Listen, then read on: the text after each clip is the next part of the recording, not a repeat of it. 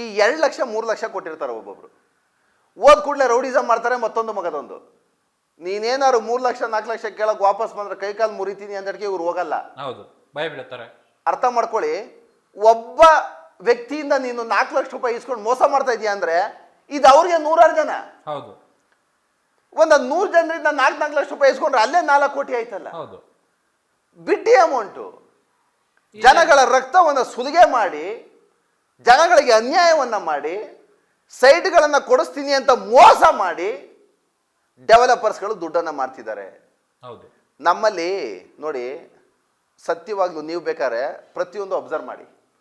ಈ ನಮ್ಮಲ್ಲಿ ಈ ನೆಲಮಂಗಲದಿಂದ ದೊಡ್ಡಬಳ್ಳಾಪುರ ಗಂಟ ಹೋಗಿ, ನೀವೇ ಇವತ್ತೇ ಸೀದಾ ಚಾನಲ್ದು ಕ್ಯಾಮ್ರಾ ತಗೊಳ್ಳಿ, ಒಂದು ಕಾರ್ ಹಾಕೊಳ್ಳಿ, ಸೀದಾ ಇಲ್ಲಿಂದ ಓಡಿ. ಎಷ್ಟು DC ಕನ್ವರ್ಷನ್ ಆಗಿರೋ ಲೇಔಟ್ಗಳಿದೆ ಅಂತ ತಿಳ್ಕೊಬಂದಿ ನೋಡೋಣ. ಎಲ್ಲ ಸುಮ್ಮನೆ ಬೋರ್ಡ್ ಹಾಕಿರ್ತಾರೆ ಸರ್. ಸತ್ಯವಾಗ್ಲೂ ಜನಸಾಮಾನ್ಯರಿಗೆ ಹೇಳುವಂಥದ್ದು, ನಮ್ಮ ನೆಲಮಂಗಲದಿಂದ ದೊಡ್ಡಬಳ್ಳಾಪುರ ಒಂದು 5 ಲೇಔಟ್ ಕನ್ವರ್ಷನ್ ಆಗಿದ್ರೆ ಹೆಚ್ಚು. ಹೌದು, 5 ಲಕ್ಷ ಲೇಬರ್ಸ್ಗಳಿದೆ. ಮಾನ್ಯ ಜಿಲ್ಲಾಧಿಕಾರಿಗಳವರು, ಮಾನ್ಯ BDA ಕಮಿಷನರು ಇಂತಿಂತ ಲೇಔಟ್ಗಳು ಅಕ್ರಮ ಅಂತ ನೋಟಿಫಿಕೇಶನ್ಗಳನ್ನ ಕೊಟ್ಟಿದ್ದಾರೆ.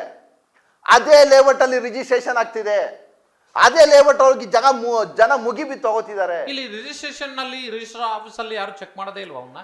ಸರ್, ಸಬ್ ರಿಜಿಸ್ಟರ್ಗಳು ಎಂತ ಧೋಕಾ ಆಫೀಸ್ಗಳಾಗಿದೆ ಅಂದ್ರೆ ಇವತ್ತು ಸಬ್ ರಿಜಿಸ್ಟರ್ಗಳು ದೊಡ್ಡ ಲಂಚಕೋರರಾಗಿದ್ದಾರೆ ಇವತ್ತು. ಓಕೆ, ಸರ್ಕಾರ ಇದ್ರ ಬಗ್ಗೆ ಏನು ಯೋಚನೆ ಮಾಡೋದಿಲ್ಲ.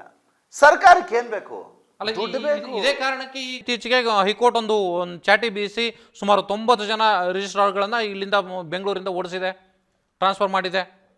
ಸೊ ಹೀಗಿರುವಂಥ ಸಂದರ್ಭದಲ್ಲಿ ಜನರಿಗೂ ಒಂದು ಕಡೆಗೆ ಅವೇರ್ನೆಸ್ ಬೇಕಾಗುತ್ತೆ ಒಂದು ಭಾಗ. ಎರಡನೇದಾಗಿ ಅಟ್ಲೀಸ್ಟ್ ಈಗ ಬರುವಂಥ 90 ಜನ ಹೊಸದಾಗಿ ಬರ್ತಾರಲ್ಲ, ಸೊ ಅವರಾದರೂ ಅಟ್ಲೀಸ್ಟ್ ಜನರ ಪರವಾಗಿ ಕೆಲಸ ಮಾಡುವಂಥ ಮನೋಸ್ಥಿತಿಯನ್ನು ಬೆಳೆಸ್ಕೊಂಡ್ರೆ ಭಾಳ ಉತ್ತಮ ಅಂತ. ಈಗ ಒಂದು 30 ದಿನಗಳ ಹಿಂದೆ ಕಾನೂನು ಚೇಂಜ್ ಆಗಿದೆ. ಓಕೆ, ಮಾನ್ಯ ಕರ್ನಾಟಕ ಸರ್ಕಾರ ಯಾವುದೇ ಸೈಟ್ಗಳನ್ನು ತಗೊಳ್ಬೇಕು ಅಂದ್ರೂ ಈ ಖಾತಾ ಮ್ಯಾಂಡೇಟ್ರಿ ಮಾಡಿದ್ದಾರೆ. ಹೌದು, ಈ ಖಾತಾ ಇಲ್ಲ ಅಂದ್ರೆ ನಿಮ್ಗೆ ರಿಜಿಸ್ಟ್ರೇಷನ್ ಆಗ್ತಾ ಇಲ್ಲ. ನಾನು ಅದು ಕೊನೆ ಪ್ರಶ್ನೆ, ಅದಕ್ಕೆ ಬರ್ತೀನಿ. ಈ ಖಾತವನ್ನ ಪಡೆಯುವಂಥದ್ದು ಹೇಗೆ ಅನ್ನುವಂಥದ್ದು ಒಂದು. ಜೊತೆ ಈಗ ಆಲ್ರೆಡಿ ಬೆಂಗಳೂರಿನಲ್ಲಿ ಇರುವಂಥವ್ರು ಸಾಕಷ್ಟು ಜನ ಈ ಖಾತಾ ಮಾಡಿಸ್ಲೇಬೇಕಾ, ಅಥವಾ ಈಗ ಒಂದು ಮನೆ ಇರುತ್ತೆ ಅಥವಾ ಒಂದು ಯಾವುದೋ ಜಾಗ ಇರುತ್ತೆ, ಅವ್ರು ಪ್ರತಿಯೊಬ್ಬರು ಈ ಖಾತಾ ಮಾಡಿಸ್ಲೇಬೇಕಾ ಅಂತ.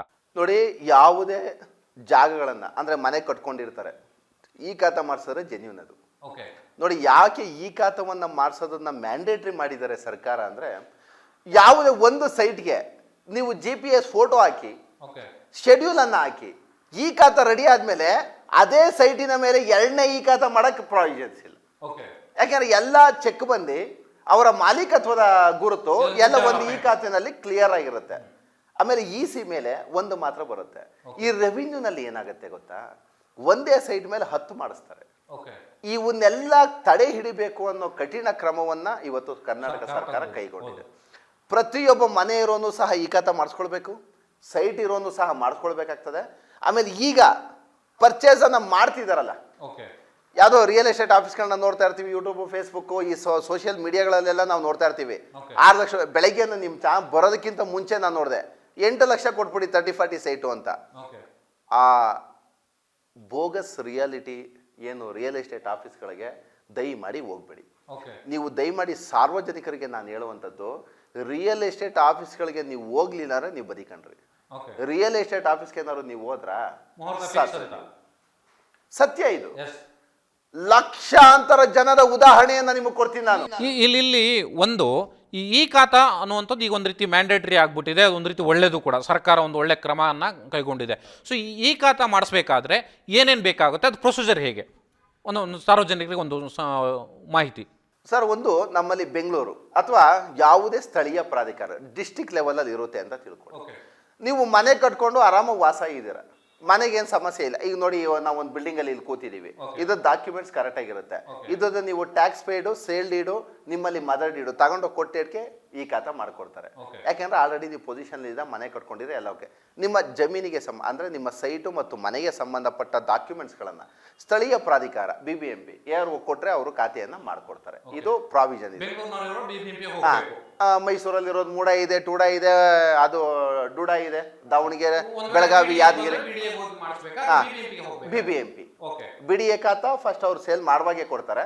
ಕಂಪಲ್ಸರಿ ಈ ಖಾತಾ ಇದ್ದೇ ಇರುತ್ತೆ, ಮಾಡ್ತಾರೆ. ಖಾತಾ ಇದ್ದೇ ಇರುತ್ತೆ.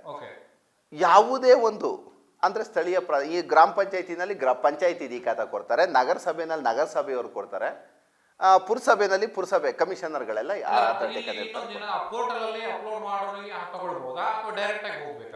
ಯಾವುದು ಇಲ್ಲ. ಈ ಖಾತಾ ಇದು ಆನ್ಲೈನಲ್ಲಿ ಮಾಡಿದ್ದಾರೆ, ಒಂದಷ್ಟು ಫೀಸ್ಗಳಿರುತ್ತೆ, ಕಟ್ಕೊಂಡು ಮಾಡ್ಕೊಂಡ್ರೆ ಆಗುತ್ತೆ. ಅಪ್ರೂವಲ್ ಮಾತ್ರ ಆಫೀಸ್ಗೆ ಹೋಗ್ಲೇಬೇಕಾಗ್ತದೆ, ಸರ್ಟಿಫೈಡ್ ಡಾಕ್ಯುಮೆಂಟ್ಸ್ನ ಇಸ್ಕೊಂಡ್ಬರ್ಬೋದು, ಅಪ್ಲೋಡ್ ಅನ್ನ ಮಾಡ್ಬೋದು. ಡಾಕ್ಯುಮೆಂಟ್ಸ್ ಅನ್ನ ಸೀಲು ಸಿಗ್ನೇಚರ್ ಬೇಕು ಅಂದ್ರೆ ಆಫೀಸ್ಗೆ ಹೋಗ್ಲೇಬೇಕಾಗ್ತದೆ.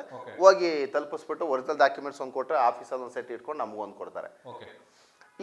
ಈ ಖಾತಾವನ್ನು ಯಾಕೆ ಮ್ಯಾಂಡೇಟ್ರಿ ಮಾಡಿದ್ದಾರೆ ಅಂದರೆ ಜನಗಳನ್ನು ಮೋಸ ಹೋಗೋದನ್ನು ತಪ್ಪಿಸೋದಕ್ಕೆ ಕಾನೂನು ಮಾಡಿರೋಂಥ. ದಯಮಾಡಿ ಆಮೇಲೆ ನೀವು ಯಾವುದನ್ನು ಈಗ ಸೈಟ್ ಏನಾದ್ರು ತೊಗೊಳ್ಬೇಕು ಅಂದರೆ ಈ ಖಾತಾ ಇಲ್ಲ ಅಂದರೆ ತೊಗೊಳ್ಬೇಡಿ.